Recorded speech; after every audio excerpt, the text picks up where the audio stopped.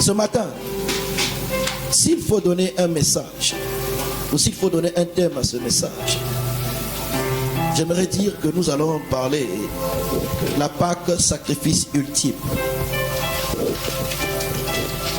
Ou l'agneau pascal, pardon. L'agneau pascal, le sacrifice ultime pour l'humanité. Voilà. L'agneau pascal, le sacrifice ultime pour l'humanité. L'ultime, le dernier sacrifice. Le sacrifice qui a le poids ou la valeur la plus absolue de tous les sacrifices. La Pâque. Donc la Pâque, en fait, c'est une fête. Mais hors dans cette fête-là, on sacrifie un agneau. Et cet agneau qu'on sacrifie, c'est ce qu'on appelle l'agneau pascal. Et Dieu va dire au peuple que vous allez sortir pour me célébrer dans le désert. Mais avant de sortir de l'Égypte, Dieu va demander à Israël de faire quelque chose de spécial. Cette chose de spécial, en fait, c'est quoi? C'est la Pâque. Alléluia.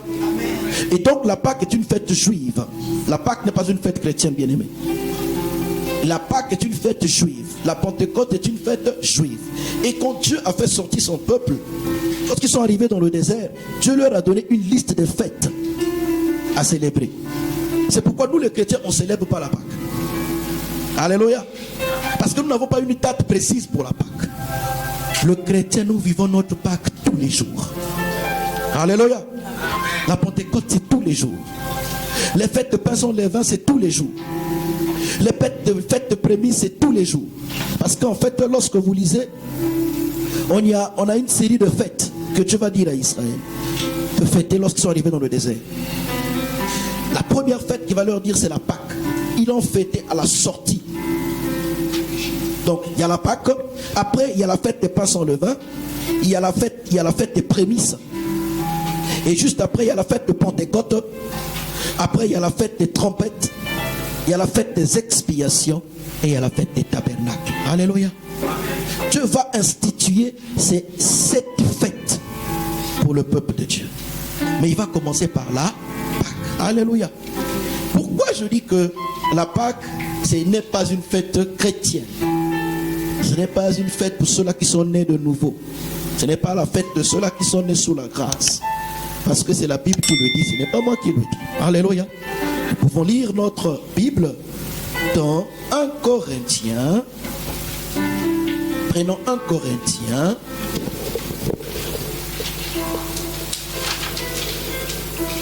Chapitre 5. À partir du verset 6, si vous voulez, au verset 8. 1 Corinthiens, chapitre 5, à partir du verset 6 au verset 8. Écoutons la parole de Dieu. Lisons la parole du Seigneur dans 1 Corinthiens, chapitre 5, versets 6 à 8. C'est bien à tort que vous vous glorifiez. Ne savez-vous pas qu'un peu de levain fait lever toute la pâte? Faites disparaître le vieux levain, afin que vous soyez une pâte nouvelle. Puisque vous êtes sans levain, car Christ notre Pâque a été immolé. Christ notre Pâque a été immolé. Nous sommes en alliance avec Dieu à travers Christ. C'est Christ notre Pâque qui a été immolé. Et l'apôtre Paul dit, faites disparaître du vieux levain. C'est la levure. Et lorsqu'il est rentré dans la fête de Pâques, la Bible déclare que le jour où ils ont mangé l'agneau pascal, l'agneau qui a été immolé, ils ont mangé l'agneau pascal avec du pain sans levain. Ils ont préparé du pain sans la levure. Tous ces symboles, en fait, ont une figure spirituelle. Dieu ne vous demande pas de faire des choses si derrière il n'y a pas un mystère. Il y a toujours quelque chose qui est lié à notre esprit. Alléluia. Donc, nous, Christ est notre agneau pascal. C'est Christ qui est notre Pâque. Amen. Donc, on va voir ça tout à l'heure lorsque nous allons rentrer dans l'agneau pascal, sacrifice ultime pour l'humanité. Nous allons voir ça tout à l'heure. Maintenant, pour commencer à introduire la pensée de ce matin, nous allons lire Jean chapitre 1, le verset 29. Jean chapitre 1, le verset 29. Lisons la parole du Seigneur dans Jean chapitre 1, verset 29. Alléluia. Le lendemain, il vit Jésus venant à lui. Et il dit, voici l'agneau de Dieu qui ôte le péché du monde. Alléluia. Ça, c'est Jean-Baptiste qui est en train de parler. Quand Jésus venait, frère baptisé. Il dit, voici l'agneau de Dieu qui ôte le péché du monde. L'agneau de Dieu qui ôte le péché du monde. Lorsque vous lisez la Bible en grec, puisque le Nouveau Testament a été écrit en grec, le mot péché ici, le mot péché, quand vous le lisez en grec, c'est amartia. Amartia. Amartia, lorsque vous voyez la définition en français, ça signifie faire ce qui est mal. Faire ce qui est mal. C'est ce que signifie amartia. Amartia signifie aussi manquer de faire le bien. Ton frère était là, il te demande même pas à manger. Il dit, bon écoute, je vais juste prier pour toi. Après tu te rends compte que la nourriture que tu gardais pour toi, quand tu vas le mettre à la manger, tu te rends compte que tu n'as même pas pu finir l'assiette en question. Et là tu regrettes, ah si le frère était là, on pouvait manger ensemble. Tu as manqué de faire ce qui est bien. Donc tu as péché. Amartia. Il y a aussi un autre mot hébreu qui signifie transcrire la loi. Ne pas appliquer la loi. Et quand vous voyez le terme grec du mot péché ici, c'est manquer de faire le bien. Manquer de faire le bien. Ça signifie aussi manquer sa mission. Toute personne qui manque sa mission, fait quoi? A péché.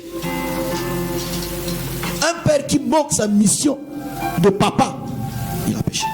Je vais demander les comptes. Une femme qui manque sa mission de femme a péché. Je vais demander les comptes. Un berger qui manque sa mission de berger a péché. Tu vas lui demander les comptes. Donc, le mot amartia signifie manquer de faire le bien. Et c'est un mot qui était utilisé par les soldats romains. C'est un mot qui était utilisé dans l'armée. Vous savez, l'armée de l'époque n'était pas comme l'armée d'aujourd'hui où nous avons des armes à feu. À l'époque, c'était quel type d'armes qu'ils avaient? Ils avaient des épées, ils avaient des flèches, des arcs. Et donc, lorsqu'ils apprenaient à former les soldats, les archers, ils mettaient ce qu'on appelle une cible. Vous connaissez ça? Après, ils prenaient l'arc, ils visaient. Lorsqu'ils tapaient la cible, il a réussi la mission. La mission de l'archer était de ne pas rater la cible, était d'avoir la cible. Il était formé pour ça, payé pour ça. Il avait tous les éléments pour atteindre la cible. J'aimerais dire à quelqu'un, la Bible déclare que les enfants sont comme des flèches dans les carquois de leurs parents. Les enfants sont comme des flèches dans les carquois de leurs parents. Le carquois, en fait, c'est comme la petite gibecière là, qui garde les flèches. Qui aime voir, qui suit souvent les films historiques. Voilà, vous voyez là, il y a... Vous vous rappelez de Zéna la guerrière? On suivait ça lorsqu'on était plus jeune. Hein? Voilà, carquois, il avait toujours ses flèches là, voilà. Donc, elle tirait les flèches sur son carquois. Donc, vous spirituellement, quand Dieu vous voit, vous êtes comme des cibles pour vos parents.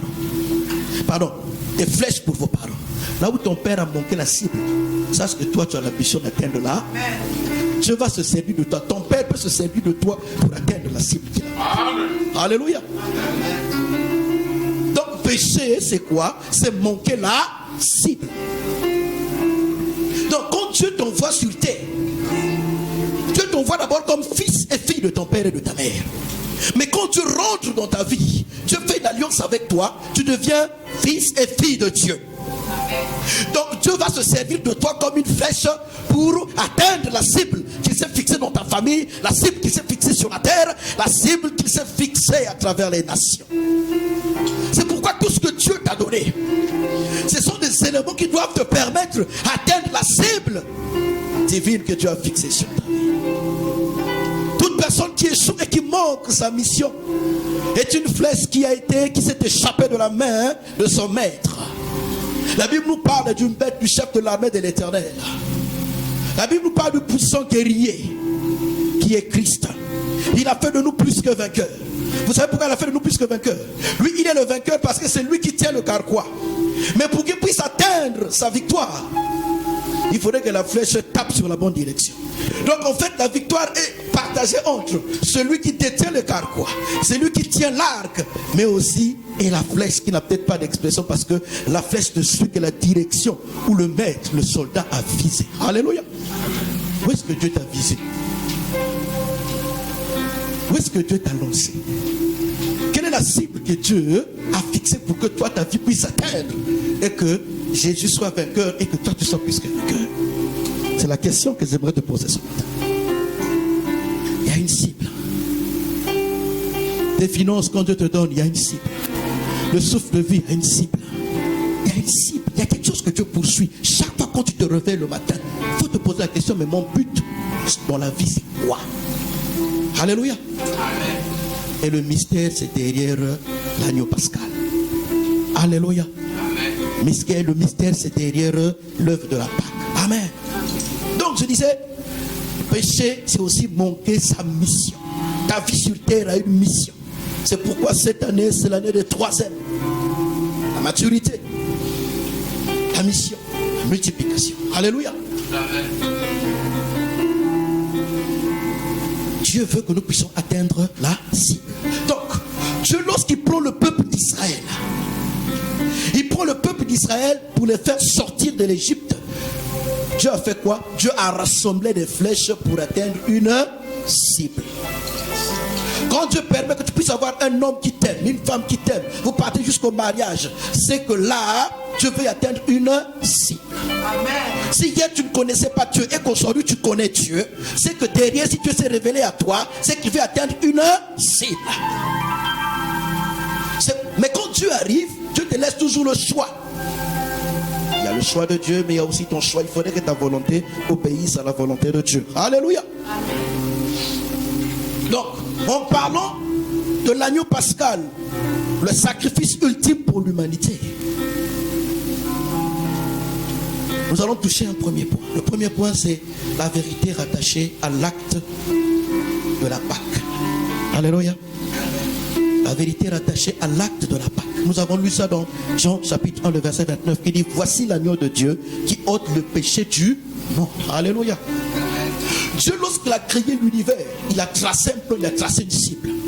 Il t'a créé, il m'a créé, il a créé nos parents, il a créé nos pays, il a créé nos ethnies. C'est lui qui a fait que tu sois né en Côte d'Ivoire, qui a fait que tu sois né au Sénégal, qui a fait que tu sois né au Mali, qui a fait que tu sois né quelque part, que tu portes ta nationalité. Parce que Dieu savait qu'il y avait une cible qui avait destiné, que toi tu devais atteindre. Alléluia.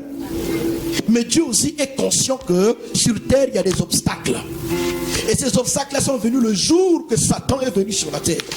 La Bible déclare: malheur à vous la terre, car il est descendu vers vous avec une ardente colère, une profonde colère, animé d'une profonde colère. La colère de Satan, lorsque ça arrive, il est venu sur la terre. Il a fait quoi? Il a détourné le plan de Dieu sur la terre. C'est pourquoi quand Dieu crée le ciel et la terre, il y a quelque chose, lorsque vous méditez plus tard dans le livre de Révélation, parce que n'oubliez pas, la Bible en fait c'est une succession de livres, c'est beaucoup de livres. Et dans la Bible vous allez voir que vous avez ce qu'on appelle des livres historiques. Que ce soit dans l'Ancien Testament ou dans le Nouveau Testament, vous trouverez des livres historiques. Il y a ce qu'on appelle des livres prophétiques qui parlent, Dieu parle à travers les hommes, parle de l'avenir, ainsi de suite. Ça c'est des livres prophétiques. Vous verrez ça aussi dans l'Ancien Testament et dans le Nouveau Testament. Il y a aussi des livres de sagesse, où Dieu éveille notre sagesse, notre intelligence, dans cette même Bible. Et après vous avez aussi les livres de révélation. Apocalypse, c'est un livre plein de révélations. Genèse, c'est un livre plein de révélations. Daniel, c'est un livre plein de révélations. L'évangile de Jean, c'est un livre plein de révélations. Donc même dans les évangiles, vous allez voir des livres qui vous donnent une partie historique, une partie prophétique, une partie sagesse et une autre partie révélation. Alléluia. Amen. Tout n'est pas écrit dans un seul livre, mais tous les livres se complètent. Alléluia. Amen. Et Dieu qui a créé le ciel et la terre, dans sa volonté, il a voulu que la Bible nous soit parvenue par ce nombre de livres. C'est lui qui a voulu que le Nouveau Testament ait ses 27 livres. On ne va pas changer le canon. C'est Dieu qui a voulu. Et dans les 27 livres-là, Dieu veut que tu apprennes tout ce que Dieu veut que tu apprennes en ce temps que nous sommes avec le Seigneur. C'est pourquoi tout ce qui vient là, l'évangile selon Judas, l'évangile, si Dieu n'a pas voulu que ça soit dans le canon, c'est pas la peine que je me casse la tête pour aller chercher ces livres. Alléluia. Quand on va commencer à enseigner sur les mystères de l'esprit, le combat spirituel, la délivrance, vous allez voir ce que c'est. Beaucoup de gens, quand vous rentrez, ont commencé à chercher des révélations, lire d'autres livres. C'est comme ça que beaucoup de gens s'égarent et s'éloignent de Dieu. Parce qu'ils pensent connaître plus que Dieu. La Bible que vous avez rassemble déjà tout ce que Dieu veut pour toi, pour ta vie et pour ton salut. Alléluia. C'est pourquoi ne te perds pas. Amen. Donc, Jésus arrive. Pour faire quoi? Pour enlever l'obstacle. Le diable, quand Dieu a créé le ciel et la terre, le diable est venu mettre des obstacles pour ne pas que la cible que Dieu a tracée, que l'homme puisse atteindre. C'est pourquoi le diable descend sur la terre pour détruire et changer le plan. Et quand Jésus arrive, qu'est-ce que Jésus vient faire? Jésus, c'est l'agneau de Dieu. Il est venu pour faire quoi? Pour enlever les obstacles, pour enlever ce qui t'empêche d'atteindre la cible que le Seigneur a tracée sur ta vie. Voilà le but de Jésus sur la terre. L'agneau de Dieu qui ôte le péché du monde. L'agneau de Dieu qui vient pour ôter les obstacles qui empêchent le monde à faire sa mission. Toi et moi, nous faisons le monde. Quand on dit que là-bas, il y avait du monde, on parle de la foule, on parle des êtres vivants, on ne parle pas des animaux. Là-bas, il y avait du monde. Là-bas, il y avait de la foule. Il y avait des hommes et des femmes réunis. Et donc, Jésus est venu pour ôter le péché, ôter les obstacles. Ce qui nous empêche d'atteindre la cible. Voilà. C'est pourquoi Jésus est venu sur la terre. Et le diable, lorsqu'il est arrivé sur la terre, il est venu mettre les obstacles pour nous empêcher d'atteindre la cible. Et quand Jésus est arrivé, il est venu ôter les obstacles pour que tu puisses atteindre la cible. Alléluia. Yes.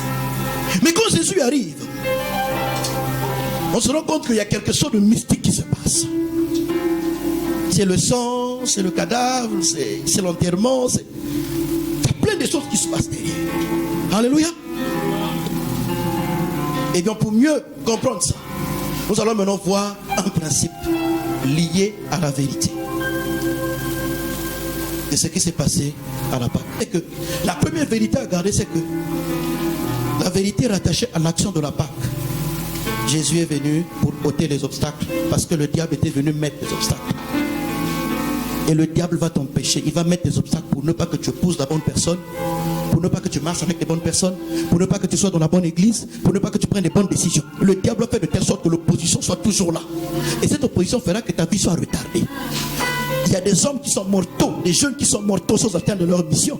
Pourquoi? Parce que l'obstacle a fait qu'il s'est marié à la mauvaise femme. Il s'est marié à la mauvaise femme. Uri s'était marié à la mauvaise femme. Est-ce que vous le savez? Uri s'était marié à la mauvaise femme. Mais Dieu, il a fait grâce à cette femme. Alléluia. Et donc la première vérité, c'est quoi? C'est que l'action de la Pâque, c'est l'action par laquelle Dieu est venu ôter les obstacles pour que tu aies la liberté d'atteindre la cible que le Seigneur a tracée pour toi. Alléluia. Ça, c'est la vérité rattachée à l'acte de la Pâque. Maintenant, derrière, en fait, ça nous révèle un principe spirituel. Le principe spirituel, en fait, c'est quoi? C'est que ce que moi je veux atteindre sur la terre, dans mon environnement, lorsqu'il y a l'opposition qui se lève dans ce que moi je veux atteindre, il faudrait que j'appelle les forces surnaturelles. Je dois appeler ceux qui ont plus d'autorité que moi. Je dois rentrer en contact avec quelqu'un, avec une force qui me dépasse, pour que je soulève l'obstacle qui se trouve sur mon chemin. Parce que moi-même je ne peux pas. Qui a compris ce principe? C'est une loi établie qui ne change pas. Pour avoir un enfant, il faudrait qu'il y ait association. Il faudrait qu'il y ait action de deux esprits. La femme, quand je dis deux esprits, suivez bien ce que je dis. La femme est un esprit qui a une âme qui habite dans un corps. Alléluia. La femme est un esprit qui a une âme qui habite dans un corps. Alléluia. L'homme aussi est un esprit qui a une âme qui habite dans un corps. C'est lorsqu'il y a l'association de deux que nous allons parler de la fécondation. La source, la racine, la sémence de l'homme et la sémence de la femme. Spermatozoïde et l'ovule. Lorsque ça s'associe, voilà, fécondation, ainsi de suite, ainsi de suite, ainsi de suite. Là, nous avons la vie. Alléluia. Une femme morte ne peut pas donner la vie. Suivez bien. Parce que la vie vient de l'esprit. L'esprit, cette force vitale, c'est le souffle. C'est pourquoi il déclare que lorsque quelqu'un meurt, le souffle repart à Dieu. Ça, c'est l'esprit. C'est pourquoi celui qui naît de nouveau, il est né d'eau et d'esprit. L'esprit, c'est le souffle, c'est le vent qui souffle. Donc, si vous voyez, il y a des cas comme ça qui sont arrivés parfois. Des femmes qui sont mortes, mais après, lorsqu'on les a enterrées, après, elles sont mortes avec des grossesses. Mais lorsqu'on les a enterrées, après, elles ont accouché. Et après, on entendait le bébé pleurer là. Et après, on a pris le bébé. Il y a des histoires comme ça. Parce qu'en cette femme, il y avait déjà la vie. C'est vrai que la vie a été ôtée, mais c'est comme si dans ses organes, la vie a été conservée. Donc, c'est l'esprit qui apporte d'abord la vie. Alléluia. Et l'âme fait le lien de cette vie-là pour entretenir cette vie-là entre l'esprit et le corps. Lorsque l'esprit parle, l'homme ne respire plus, l'homme meurt. Vous me suivez? Donc, comme Satan est un être spirituel, il est venu mettre des obstacles spirituels. Nous aussi, pour que nous puissions atteindre notre but, notre cible, nous devons utiliser aussi des armes spirituelles. Et Dieu, il a aussi envoyé Jésus. Quand Jésus y arrive, Jésus naît depuis la source dans la dimension de l'esprit. Marie, qui était un esprit, avec une âme, dans un corps, donc une femme, esprit, âme, corps. Le Saint-Esprit va venir comme esprit pour couvrir Marie. Il y a toujours l'association de deux éléments. C'est le Saint-Esprit qui va mettre la sémence dans le ventre de Marie pour que Marie tombe enceinte. On ne peut pas avoir la vie si on n'a pas l'association. Alléluia. Il y a toujours un organe mâle et un organe femelle. Marie était l'organe femelle et Dieu par le Saint-Esprit est venu mettre l'organe mâle pour que Jésus soit né. Alléluia. Jésus ne veut pas naître par un homme. Parce que le combat qu'il était venu livrer sur la terre, ce combat spirituel, était un combat qui avait commencé depuis le ciel. Satan s'est rebellé avec ses anges depuis le ciel.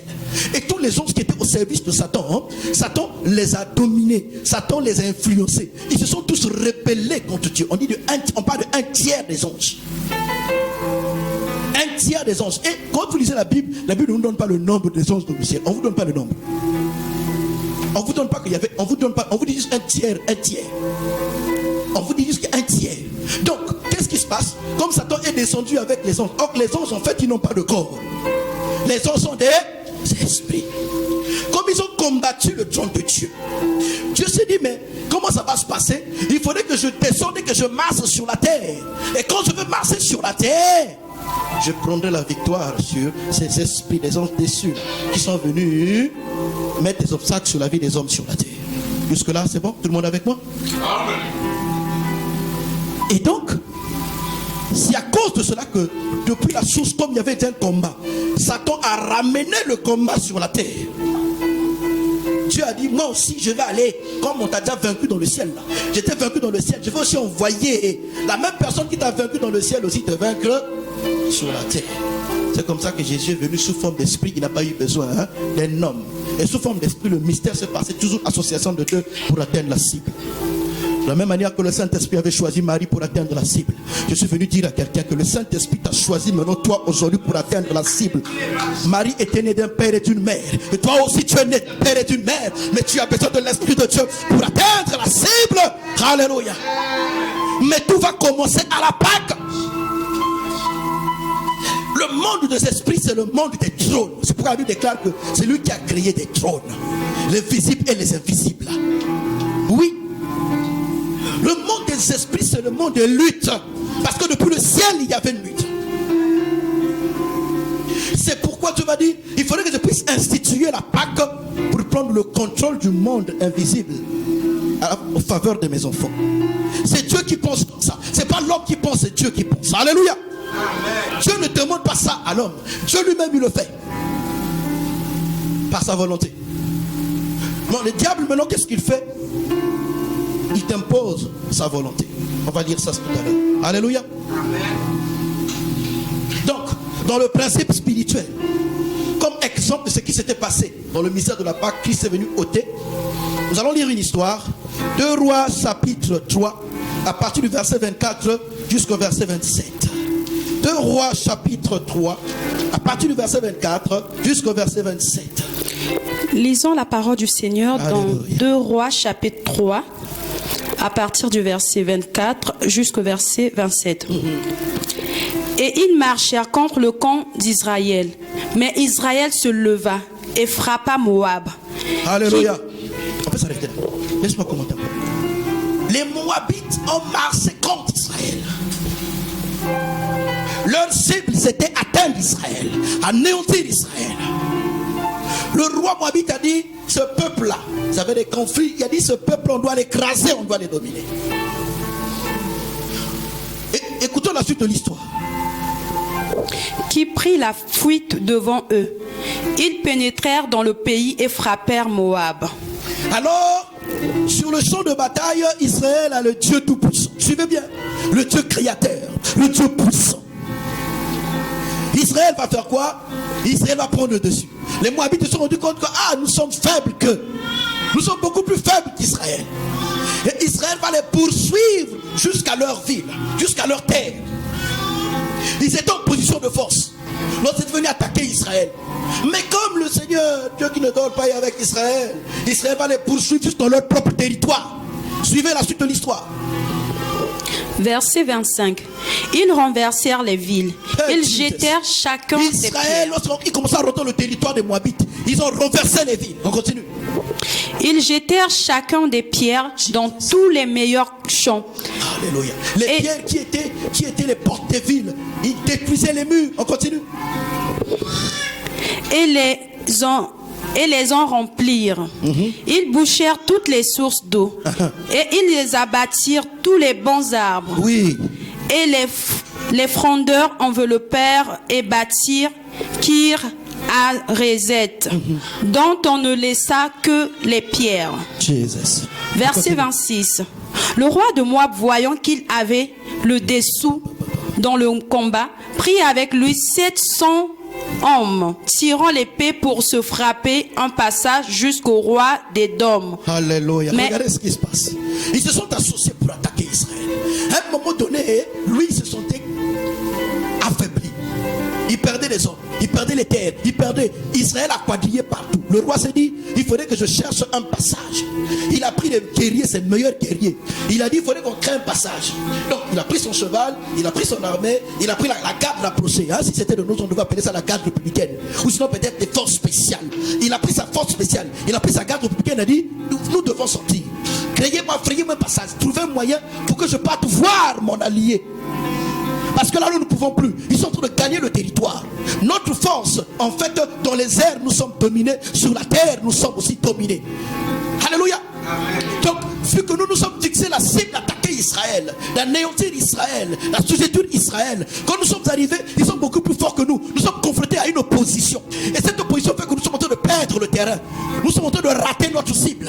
On est en train de manquer notre cible. On est en train de pécher, en fait, à notre loi établie. C'est-à-dire que c'est la loi primaire, la loi principale. La mission principale était d'atteindre, d'anéantir Israël. Alléluia. Et maintenant, qu'est-ce qu'il a fait? Il dit, fais-moi un passage, il faudrait que je sorte et que je cherche des alliés. Parce que là, je ne peux pas. Et c'est comme ça qu'il va trouver son allié. On continue la lecture. Mais ils ne purent pas. Verset 27. Il prit alors son premier-né qui devait régner à sa place. Et il l'offrit en holocauste sur la muraille. Et une grande indignation s'empara d'Israël. Oh Jésus, continue. Qui s'éloigna du roi de Moab et retourna dans son pays. Hey Jésus, suivez ce qui s'est passé. Qu'est-ce que le gars il a fait? Il cherchait un passage, il a pris ses meilleurs guerriers. Mais même avec ses meilleurs guerriers, il n'arrivait pas. Parce que il y avait de l'obstacle. Sa cible, il avait échoué. Qu'est-ce qu'il va faire? Il va employer ce qu'on appelle un principe. Le principe des autels et le principe des sacrifices. Bien aimé, l'autel et le sacrifice, en fait, c'est quelque chose qui est lié à l'empreinte de la personne qui la pose. Il va prendre, lui, la décision de faire quoi? De bâtir un autel et de faire un sacrifice. Et il va choisir quoi? Il va choisir son sang. Il va choisir quelque chose qui a son empreinte. Quelqu'un me suit? Il va choisir quelque chose qui a son empreinte. Est-ce que tu sais que derrière ton argent a ton empreinte? Est-ce que tu sais ça? Vous savez, il y a un monsieur un jour, un ami, il était étudiant, il a eu sa première bourse. Il a dit, bon, vous savez, chez nous en Afrique, il y a le mystère du premier salaire, la première bourse. Premier salaire ou première bourse, généralement on donne à ton tuteur. Les parents, on fait un petit cadeau, on achète un pagne, voilà. Qu'est-ce qui se passe? Mon ami là, l'étudiant, il était à l'institut NSP au pays, à une certaine époque, on appelait ça NSP à l'époque. Il venait d'avoir sa bourse. Il a dit, bon, je vais honorer mon oncle. Je vais honorer mon oncle, je vais aller lui donner voilà, une partie de ma bourse. Il a pris, je pense, 10 000 francs CFA, 10 000 je pense. Il dit, vous tonton, j'ai ma première bourse, en tout cas, achète-toi une bouteille de vin, en tout cas, fais-toi plaisir, voilà, et c'est de ma part. Il a fait ça avec joie. Vous savez ce que son oncle a fait? Son oncle a pris les 10 000. Il a pris un fil, il a attaché le fil, il a attaché ça dans sa chambre, et il a parlé. Si je suis réellement ton oncle, si c'est moi qui ai fait ça, tu ne toucheras plus jamais l'argent dans ta vie. De la même manière que les 10 000 là sont en train d'être secoués par le vent, que tout l'argent que tu vas trouver soit secoué par le vent. Et juste après les études de ce jeune homme là, il était très brillant, très intelligent. À un moment donné, c'était l'alcool, les femmes. Ça dit qu'à un moment donné, lui qui aimait s'habiller, c'est quelqu'un, vous connaissez les Congolais, c'est quelqu'un qui aimait s'habiller et il était aussi beau garçon, ça il faut reconnaître.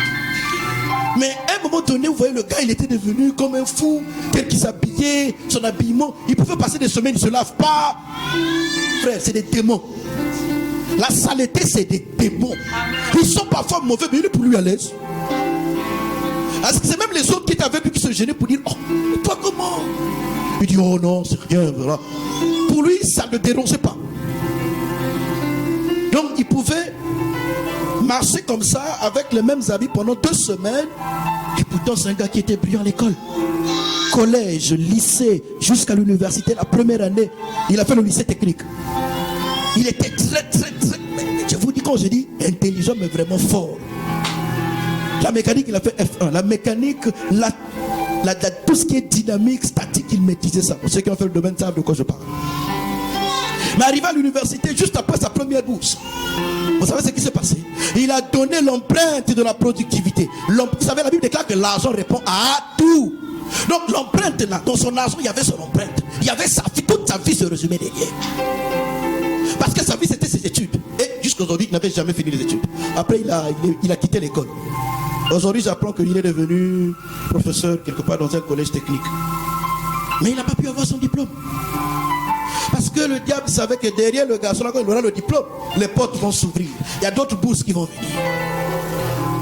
Comment est-ce qu'on l'a attrapé avec son nom? Plainte. Parce que ce qui sort de toi, la sueur de ton front, il y a ta sémence derrière. Dans ta sueur, il y a ta sémence. C'est pourquoi dans la spermatozoïde, là, dans ton ovule, là, il y a tout. Des femmes qui disent je veux juste donner mon ovule. L'autre homme va dire je vais donner mes spermatozoïdes. On va faire la fécondation in vitro. On va mettre ça dans le corps d'une autre femme. Cette femme n'est que ma maman porteuse. L'ovule, on a pris ça ailleurs. Spermatozoïdes, on a pris ça ailleurs. On les a associés, on a mis ça dans le corps de cette femme. Cette femme va développer la grossesse. Mais quand vous allez voir dans l'empreinte génétique de cet enfant-là, il y aura l'empreinte, le côté génétique de la femme qui a donné l'ovule et de l'homme qui a donné le spermatozoïde. Vous me suivez? Donc derrière ton argent, il y a ton empreinte. Et là où il y a ton empreinte, il faut honorer d'abord Dieu. C'est ça le mystère de la dîme. C'est ça le mystère de la dîme. On ne donne pas la dîme au Seigneur pour qu'on devienne riche. Dis-moi, est-ce que tu adores pour devenir riche? Quand tu donnes, Seigneur, je t'aime, que tu chantes des chants que tu donnes par tes paroles, est-ce que c'est pour devenir riche? Tu le fais pourquoi? Par amour. Par amour. Vous qui êtes des mamans, vous qui avez des enfants là, est-ce que vos enfants, vous les envoyez à l'école parce que pour attendre un retour? On le fait par amour. Est-ce que vos parents que vous aidez au pays là, quand vous envoyez quelque chose, il y a peut-être un problème de santé, c'est pour attendre un retour? C'est par amour. Tout se fait par amour. Alléluia. Donc, derrière l'obstacle que le monsieur, comme il avait manqué la cible, vous savez ce qu'il a fait, c'est quoi? Pour attraper ma cible, qu'est-ce qu'il fait? Il va prendre son empreinte. Il va prendre ce qui avait de valeur dans sa vie. Son fils qui devait le remplacer sur le trône. Qu'est-ce qu'il va faire? Il va le... Et il l'offrit en holocauste sur la muraille. Alléluia. Et dit la suite, La suite dit que Israël était indigné. C'est-à-dire que l'armée israélienne qui était si puissante, si forte, qui gagnait le terrain, à un moment donné, ils ont comme été fatigués. Bon. De toute façon, on a déjà gagné, laissez-les. Ils ont été indignés, ils se sont retirés. Lorsqu'ils se sont retirés, qu'est-ce qui s'est passé? Le gars a pu atteindre sa cible. Sa cible, c'était quoi? Était de stopper la guerre parce qu'il se sentait faible. Mais pour stopper la guerre, il fallait rentrer en contact avec le monde spirituel. Il fallait rentrer en contact avec les forces, avec les démons, avec des esprits. Et donc, pour qu'il puisse gagner le terrain, qu'est-ce qu'il va faire? Il va donner son empreinte. Il va donner son empreinte comme sacrifice. Lorsqu'on parle de sacrifice, c'est pas quelque chose qu'on impose. Le sacrifice, c'est le choix de celui qui veut bâtir un hôtel. Oh, bien-aimé, Dieu savait que tu étais sa cible. C'est pourquoi il a choisi Jésus. Il a mis sur le sacrifice. Il a bâti un hôtel parfait. Et c'est comme ça que Dieu va poser quoi? L'acte de l'agneau pascal comme sacrifice ultime pour l'humanité. Aujourd'hui, nous n'avons pas encore besoin d'emmener des sacrifices. Nous n'avons encore pas besoin de sacrifier des hommes, sacrifier des poissons, sacrifier des poulets, sacrifier des vies, sacrifier de sang. Parce que Dieu a déjà envoyé le sang du sacrifice sur la croix. Et à travers le sang de Jésus, la vie a été communiquée. La vie a été communiquée. Maintenant, si toi tu veux sacrifier, le conseil que je te donne, l'exhortation, la révélation que Dieu veut te dire, participe par obéissance au sacrifice ultime. Tout ce que je dois faire, c'est pour accompagner l'œuvre de Christ. Quand on apporte de la dîme, c'est pour accompagner l'œuvre de Christ. Parce que les églises ont besoin d'argent. On ne donne pas l'argent à l'homme, on donne l'argent à Dieu. Or Dieu se manifeste à travers son corps sur la terre qui est l'église. Alléluia. C'est derrière que l'église va aider les orphelins, va aider les orphelines, va soutenir les ministères, ainsi de suite, ainsi de suite, ainsi de suite. Nous sommes fiers de voir que vous êtes bénis, nous sommes bénis, tous bénis sur Internet. Oui, aujourd'hui il y a des programmes qui se passent. D'autres églises montent des programmes sur Internet. Mais derrière, c'est Internet là, c'est payé. Derrière, les serveurs sont payés. Derrière, toutes ces personnes qui travaillent sont payées. Mais l'argent là, ça sort d'où? Parce que eux, ils ont compris ce que beaucoup n'ont pas compris. Et derrière, c'est nous qui bénéficions. Derrière, c'est vous qui bénéficiez.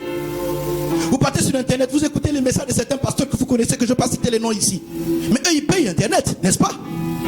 Ils payent Internet, ils payent la connexion. Et derrière, toi, tu as un problème, tu écoutes. Ah, le Seigneur m'a parlé. Mais il y a quelqu'un qui a payé la connexion Internet, le débit là, pour que toi, tu sois béni ici au Maroc. L'argent là, ça sort d'où? Mais c'est l'église qui prend en charge et payer les charges et payer ses factures. C'est pourquoi aujourd'hui, nous avons toujours besoin des entrées à l'église pour honorer Dieu avec notre argent. C'est les dîmes, c'est les offrandes. Vous me suivez? Donc, le sacrifice ultime, c'était parce que Dieu devait envoyer Jésus sur la croix pour prendre le contrôle du monde spirituel. C'est pas n'importe quel sang qu'on envoie sur la croix. Si tu veux prendre le contrôle du monde spirituel, c'est à travers Christ. On n'a plus encore un autre sacrifice à faire. C'est notre vie, c'est notre alliance que nous faisons avec Christ pour prendre le contrôle du monde spirituel. Alléluia. Et c'est ce qui s'est passé aussi. Donc, la cible du peuple de Dieu était, il fallait qu'ils arrivent à la terre promise. C'est ce que Dieu leur avait dit. Mais ils avaient leur responsabilité. Il fallait obéir à ce que Dieu devait faire avec eux. Dieu devait faire sa part, le peuple aussi devait faire sa part. Alléluia.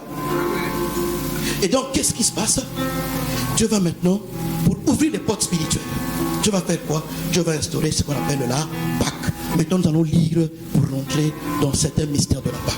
Lisons la parole de Dieu dans Exode, chapitre 1, à partir du verset 1 jusqu'au verset 13. Exode, chapitre 1, verset 1 à 13. Alléluia. Avant qu'on arrive à la Pâque, bien aimé, il y a d'abord eu un combat spirituel entre Israël, le Dieu d'Israël, et le Dieu des Égyptiens. Il y a ce qu'on appelle les 10 plaies des Akistomènes que l'Égypte invoquait pour leur protection, pour leur bénédiction, pour leur marche. Il y avait un Dieu qu'Égypte invoquait. Et donc les 10 dieux là, les 10 divinités là étaient déjà vaincus. Maintenant il restait le dernier niveau.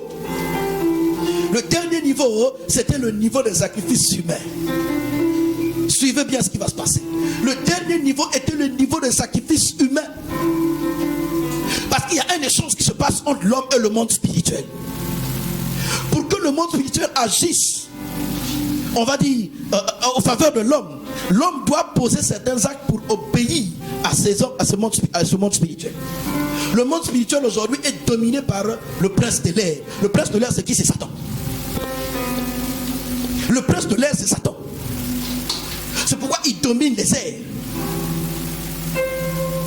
Le jour où on va parler du combat spirituel, vous allez comprendre un peu les dimensions des combats. Comment est-ce que Satan s'oppose à Dieu? Le père de lumière est opposé au père de mensonge. Le prince de paix est opposé au prince de lumière. Donc dans chaque domaine où Dieu a une identité, Satan vient créer aussi une fausse identité. Dieu, il est le Père céleste, le Père éternel. Satan aussi vient dire, Dieu est le Père de la vérité, puisque la lumière c'est la vérité. Satan vient se présenter comme le Père du mensonge. Dieu, il est le lion. Satan, il est comme le lion rougissant. Maintenant, regardez. On va voir maintenant. Dieu savait que maintenant là, il fallait que j'amène mon peuple. Mais il fallait que Dieu établisse ce qu'on appelle le mystère de l'autel et du sacrifice. Raison pour laquelle il va instituer l'agneau pascal comme le sacrifice ultime pour toute l'humanité. L'homme ne pouvait pas aller pour rentrer dans la mission de Dieu, aller célébrer Dieu dans toutes ces fêtes-là, si d'abord une porte n'était pas encore ouverte. Il fallait briser tous les obstacles. Et Dieu, pour briser les obstacles, il va faire quoi? Il va leur dire, vous avez une responsabilité, moi aussi j'ai ma responsabilité. Regardez maintenant ce que Dieu va leur dire. Écoutons la parole. Exode 1. Voici les noms des fils d'Israël venus d'Égypte, avec Jacob et la famille de chacun d'eux. Ruben, Siméon, Lévi, Judas, Issachar, Zabulon. Attends, là c'est Exode combien? 1. Excusez-moi, Exode 12, Exode 12, pardon. Exode chapitre 12, à partir du verset 1. Exode chapitre 12, à partir du verset 1. L'Éternel dit à Moïse et à Aaron dans le pays d'Égypte, ce mois-ci sera pour vous le premier des mois, il sera pour vous le premier des mois de l'année. Israël était en Égypte. Israël fonctionnait sous le calendrier de qui? Sous le calendrier égyptien. Israël n'avait pas de calendrier. Lorsqu'on est esclave, on n'a pas de calendrier. Vous savez, le calendrier en fait c'est le temps chronos. Le calendrier c'est le temps de la montre. Le calendrier c'est le temps de ta vie. Il y a des gens, vous marchez, votre vie est contrôlée par l'ennemi. Votre vie est contrôlée par le pharaon. Le pharaon va faire de telle sorte que à chaque fois que dans ton calendrier tu veux écouter Dieu, tu veux prier Dieu, tu veux marcher avec Dieu, tu mets des événements en place. Puisqu'il maîtrise le temps chronos, il maîtrise le calendrier, il maîtrise l'air qui te domine, l'air qui t'a vu naître. Alors il va créer un plan pour te détourner du calendrier divin, pour que tu marches dans son calendrier. Qui a compris cette première partie? Le prince de l'air. Dans l'air, vous allez voir quoi? L'air est dominé par les étoiles, par la lune, par les astres. C'est pourquoi le diable fait quoi? Il est passé par l'astrologie pour vous dire je suis lion, je suis jumeau, je suis ceci, je suis né à telle date. Parce qu'il domine les airs. Lorsque vous naissez là, lorsque l'homme naît à travers les astres, il peut déjà commencer à dicter certaines destinées dans la vie des personnes qui naissent.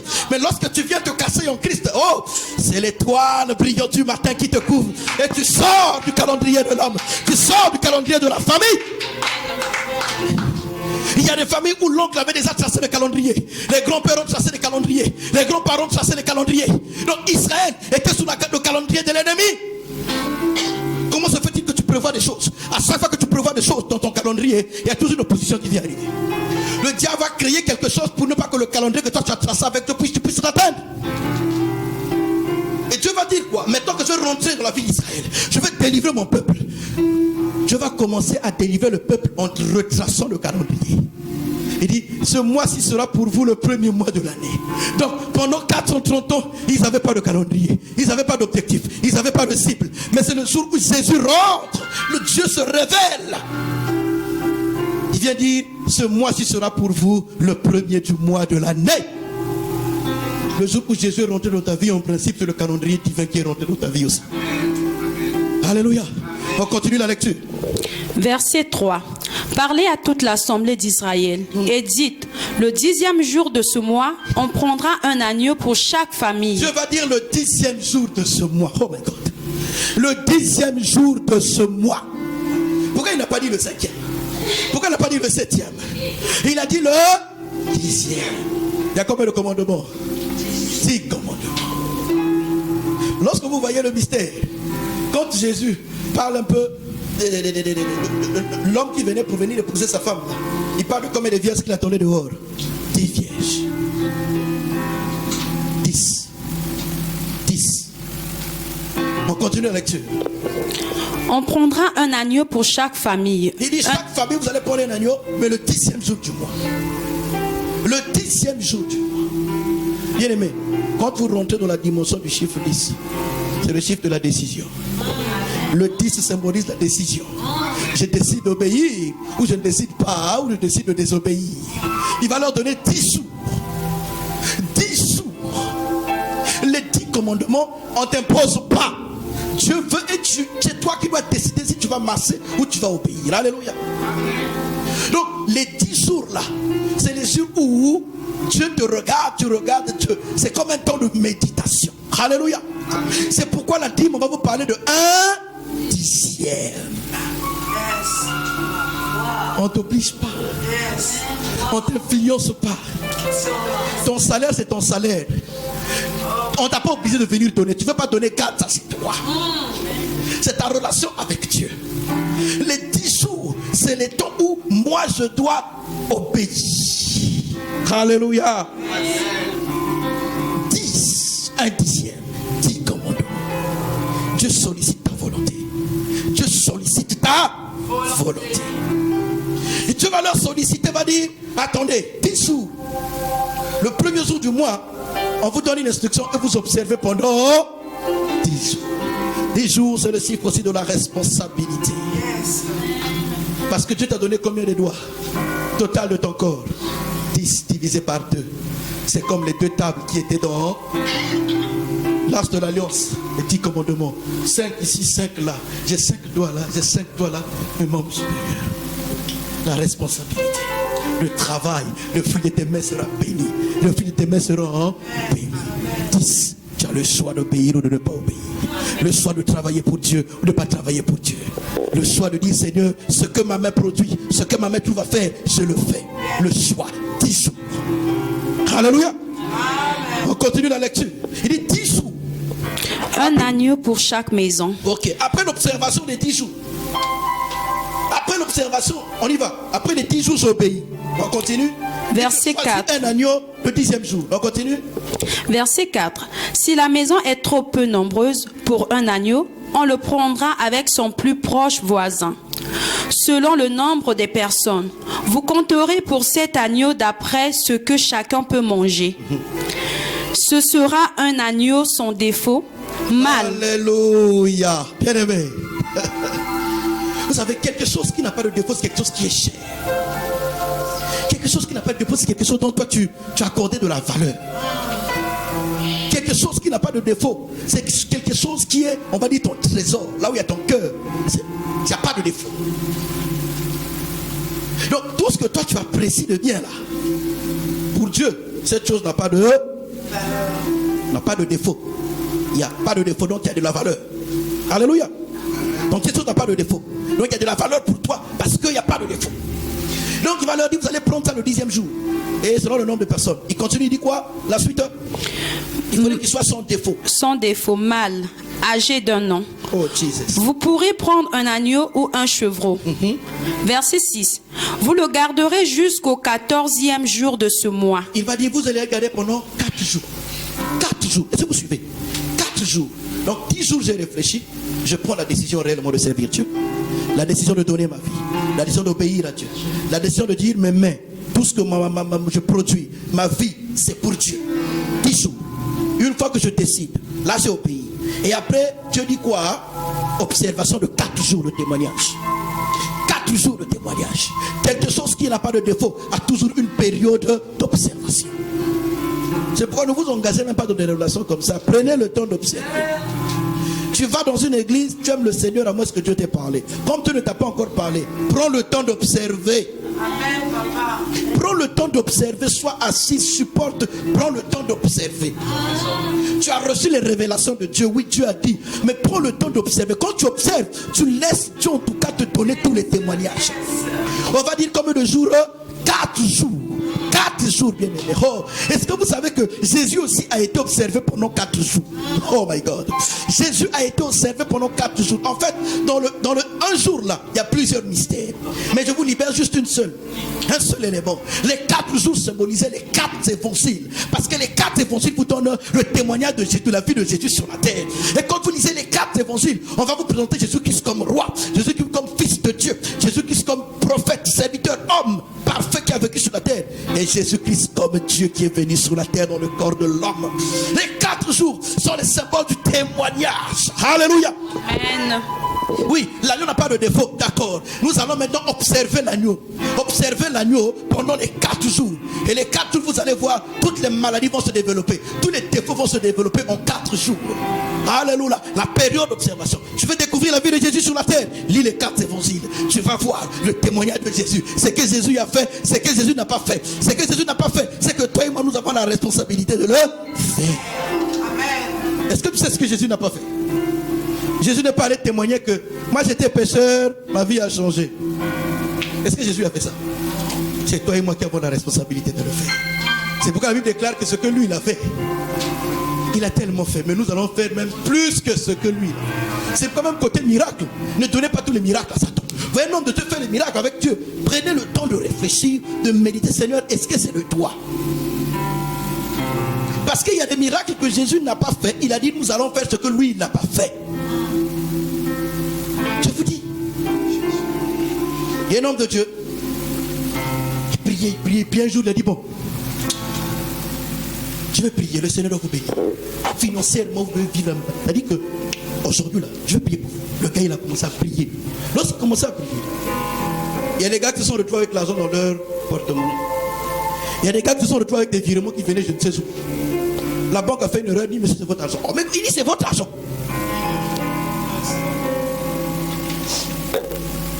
Non, est-ce que Jésus avait fait tel miracle? C'est la magie, c'est la magie, c'est la magie. Cet homme de Dieu a commencé à pleurer. Et même un de ses amis a commencé à dire, ah, mais ces miracles-là. Et Dieu l'a rappelé. Hein. Il dit, mais tu ne te rappelles pas le jour-là, c'est pas moi qui t'avais dit que lui, il va vivre beaucoup de miracles, que même beaucoup de ses aînés, les pères dans la foi, ne vont pas comprendre les miracles que je vais faire avec lui. L'homme de Dieu se répondit, Seigneur, pardonne-moi, j'avais oublié que tu avais prophétisé par ma bouche. C'est pourquoi même quand l'homme de Dieu fait des miracles, prenez le temps de l'observer, vous verrez. La Bible déclare que vous reconnaîtrez ce qui est de Dieu. Vous le reconnaîtrez.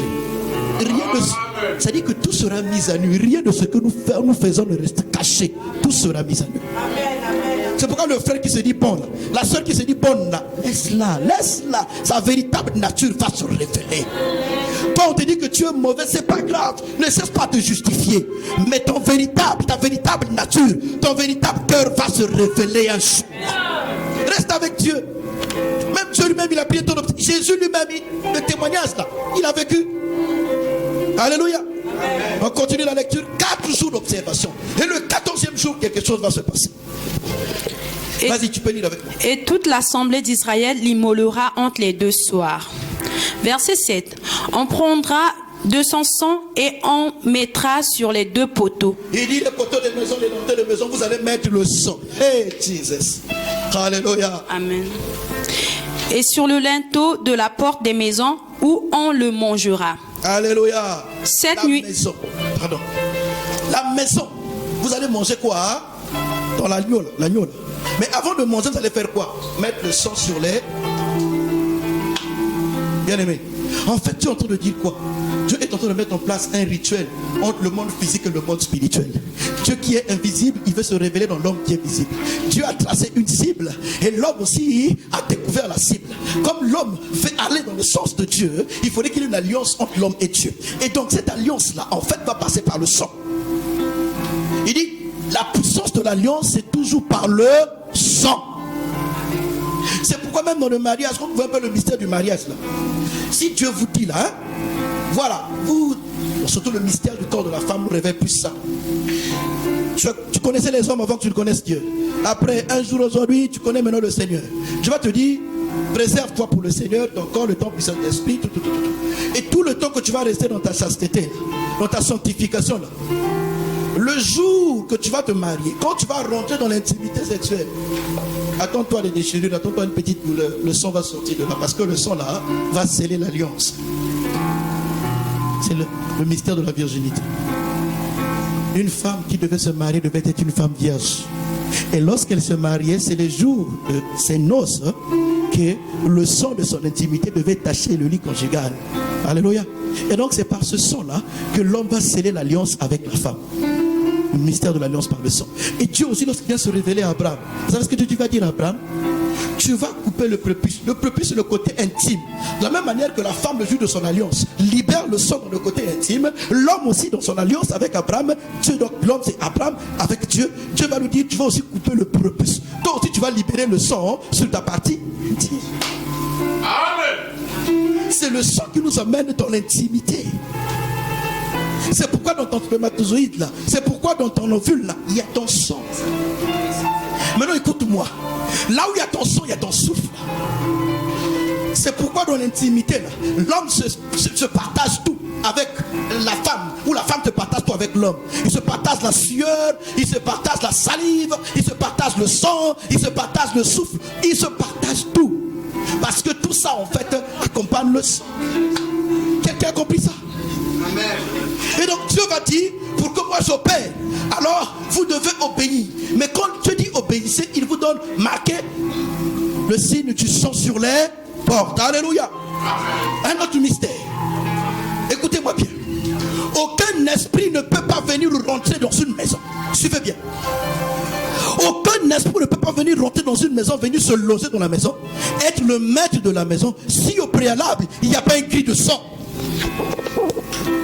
Tu es le temple du Saint-Esprit, tu sais pourquoi? En fait, là où on est en train de manger l'agneau pascal, symbolise ton corps. Le peuple de Dieu, en fait, marchait avec Dieu dans l'Ancien Testament, dans le physique.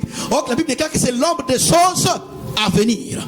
Donc, chaque maison était un temple où Dieu devait visiter. Chaque maison était un temple où Dieu devait être élevé. Donc, lorsqu'on se nourrit de l'agneau pascal, en fait, montrait déjà la Sainte Seine.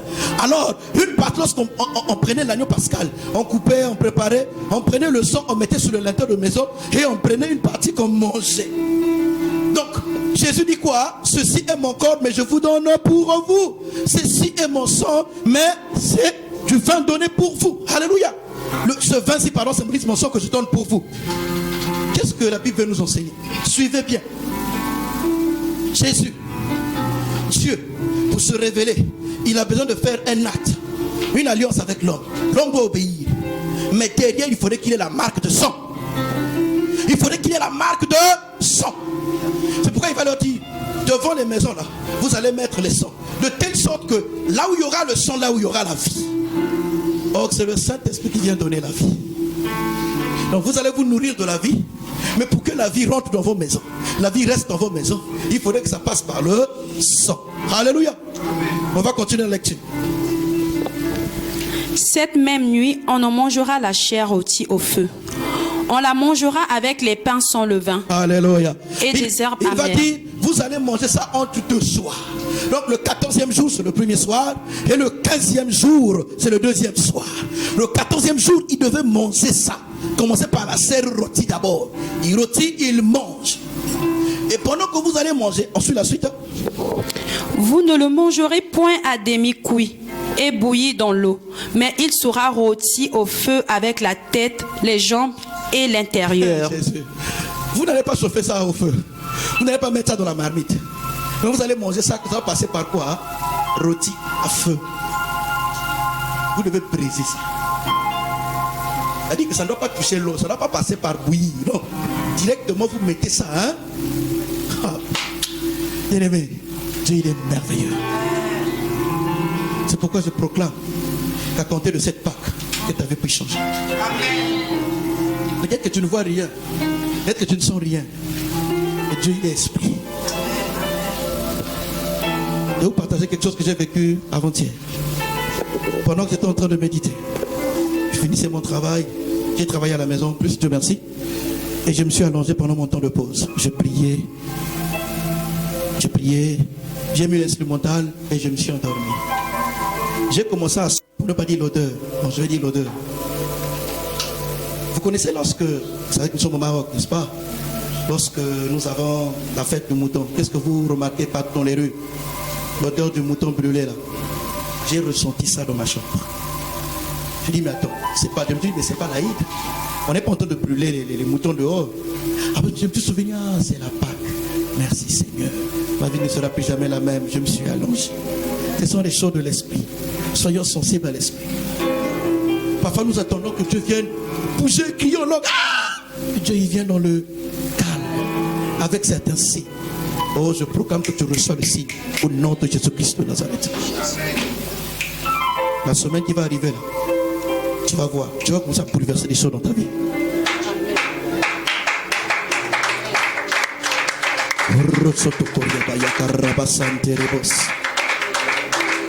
Continuons la lecture. Il dit, on continue la lecture. Oui. Alors, verset 10. Vous n'en laisserez rien jusqu'au matin. Et s'il en reste quelque chose le matin, vous le brûlerez au feu.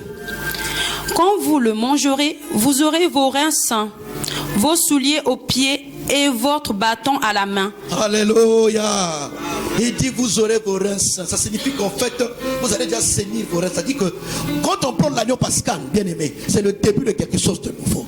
À chaque fois que Jésus se révèle à toi, il y a quelque chose qui doit changer. À chaque fois qu'il y a une chose que tu ne comprenais pas dans ta vie spirituelle, quand tu finis par la comprendre, quelque chose doit changer. À chaque fois que tu comprends un mystère, tu comprends un enseignement, tu comprends quelque chose dans tes attitudes, dans tes habitudes, dans ton attitude, quelque chose doit changer. C'est pourquoi quand tu comprends ces choses, quand tu te nourris de ces révélations, tu te nourris de ces mystères, il faudrait que tu sois prêt à partir, prêt à marcher, prêt à sortir de l'environnement de l'influence. Israël était dans l'environnement de l'influence qui est l'Égypte. Mais, à travers l'agneau pascal, Dieu est en train d'ouvrir les portes spirituelles pour que la puissance spirituelle qui saisissait Israël libère Israël, pour qu'Israël commence son voyage. C'est la révélation de la parole qui va te délivrer, bien-aimé. C'est même pas une imposition de main. Oui, je crois à l'imposition de main. Mais l'imposition de main, pour avoir de l'effet, il faut d'abord que la révélation de la parole fasse son effet dans ta vie. Si tu n'as pas la révélation de ta parole, on peut imposer les mains. Oh, bien-aimé, il n'y aura pas d'effet. Oui, je crois que l'onction se communique. Mais l'onction se communique là où Dieu a déjà ouvert la révélation. Imposer la main à quelqu'un qui n'a pas la révélation, rien ne va se passer. Mais quand quelqu'un a la révélation, quelque chose se passe toujours. Amen. On peut continuer la lecture? Et vous le mangerez à la hâte. C'est la Pâque de l'Éternel. La Pâque de l'Éternel. On continue. Verset 12. Cette nuit-là, je passerai dans le pays d'Égypte et je frapperai tous les premiers-nés du pays d'Égypte. Alléluia. Vous savez pourquoi Dieu va frapper les premiers-nés de l'Égypte? Dieu savait que l'Égypte était en connexion avec des pouvoirs mystiques. Dieu savait que les anges dessus là dominent l'air. Dieu savait qu'il n'y a que Dieu qui a la puissance, bien aimé, d'anéantir les puissances de l'air. Il n'y a que Dieu qui a créé Satan qui peut anéantir Satan. Aucun féticheur, aucun marabout, aucune formule. Il n'y a que Dieu. Et Dieu savait que l'Égypte va activer le principe du pacte de sang. Dieu savait que l'Égypte va activer le principe des alliances. Dieu savait que l'Égypte va bâtir des autels à travers les sacrifices des premiers-nés. Dieu savait ça. C'est Dieu lui-même qui a institué ces choses. Il connaît les mystères de la création. C'est lui qui a institué. Mais comme Satan aussi était là au ciel, quand Dieu créait l'homme, Satan existait déjà. Satan aussi a vu. C'est pourquoi quand Satan est rentré dans la vie de l'homme, il a donné à l'homme certains secrets. Oh, mais ce ne sont pas les secrets finaux. Ce n'est pas le secret final. Le véritable secret final, en fait, c'est Christ. C'est pourquoi il est le mystère cassé de tous les temps. Alléluia. Alléluia. Donc Dieu savait que l'Égypte, ils vont faire comme le roi de Moab. L'Égypte, ils vont tuer les premiers-nés pour les mettre sur l'autel. Et s'ils mettent sur l'autel, ça va décourager le peuple. Même si moi je parle, le peuple sera indigné. Qu'est-ce que Dieu va faire? Oh, au jugement de Dieu, ils vont envoyer l'ange. Et tous les premiers-nés de l'Égypte, bien aimés, sont morts. Et pendant que l'Égypte voulait partir des autels, ils n'avaient plus de structure, ils n'avaient plus de ressources. Parce que Dieu a anéanti les ressources du mal. Il fallait qu'il envoie Jésus pour anéantir les ressources du mal à ta faveur, à notre faveur. C'est ça le mystère du sang. Là où il y a le sang, il y a la vie. Mais la vie ne se manifeste pas sans la mort. C'est pourquoi Jésus devait mourir pour que la vie vienne. Et si toi tu ne meurs pas en Christ, tu ne verras pas la vie de Christ en toi. Tu ne peux pas prétendre rentrer dans le miracle, rentrer dans l'accomplissement, rentrer dans ce que Dieu a prévu pour toi, dans la cible que Dieu a fixée pour toi. Et tu n'acceptes pas de mourir. Comme le maître Christ était mort, nous allons mourir en lui. La chair va mourir en lui. Notre âme va mourir en lui et ressusciter en lui. Et la Bible parle du mystère du baptême. Si tu n'es pas encore baptisé, baptise-toi. La Bible déclare que nous sommes morts par le baptême.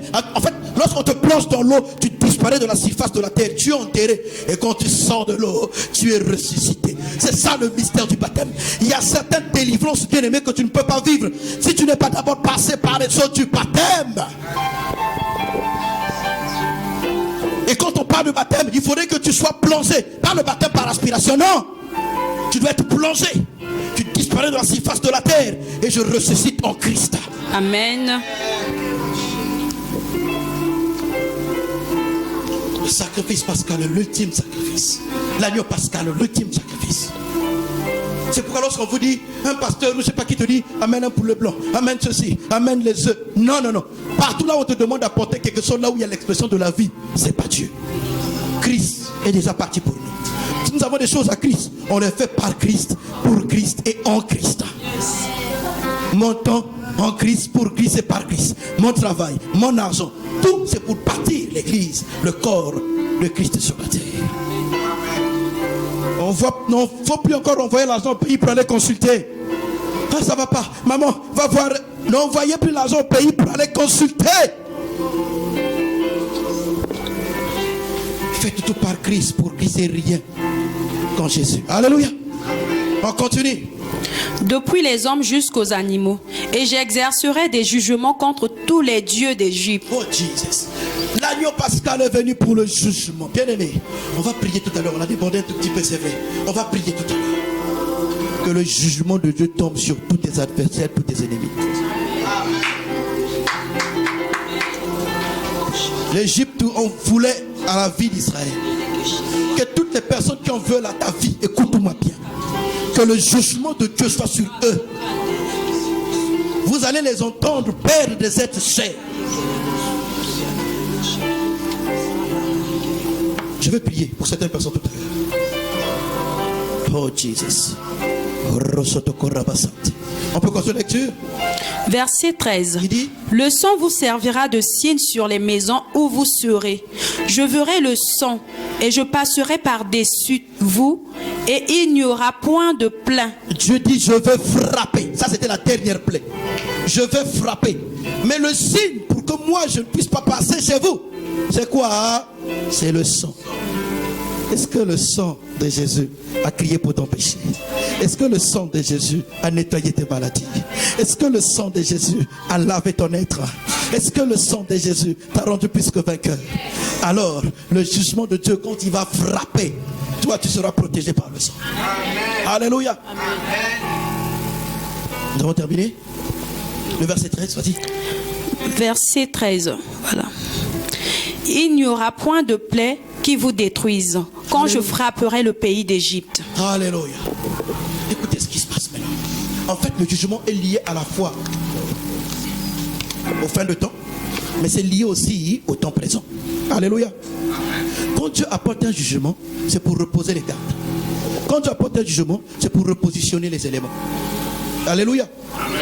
Quand Dieu apporte un jugement, c'est comme une remise à zéro. Vous savez, lorsqu'on parle à la justice, tu es condamné, on t'a porté plainte, après on partait devant les juges, après les avocats vont intervenir, ils vont plaidoyer pour vous, et après le juge, qu'est-ce qu'il fait? Il prononce la sentence. Lorsqu'il prononce la sentence, soit c'est pour te condamner ou pour te libérer. Si tu es condamné, c'est une nouvelle vie en prison. Si tu es libéré, c'est une nouvelle vie aussi à l'extérieur. Parce que là, tu vas prendre certaines décisions et tu sauras avec qui marcher, avec qui faire l'affaire. Tu as fait affaire avec une mauvaise personne, on t'a porté plainte. Après, la justice a dit que toi, tu avais raison. Ça te donne l'intelligence de ne plus refaire encore les mêmes erreurs. Donc, à chaque jugement, il y a un nouveau départ. Qui est prêt? Qui est prêt de dire, Seigneur, l'agneau pascal, nouveau départ? Qui est prêt à dire, Seigneur, le sacrifice de l'agneau pascal, nouveau départ? Lève-toi, nous allons prier maintenant.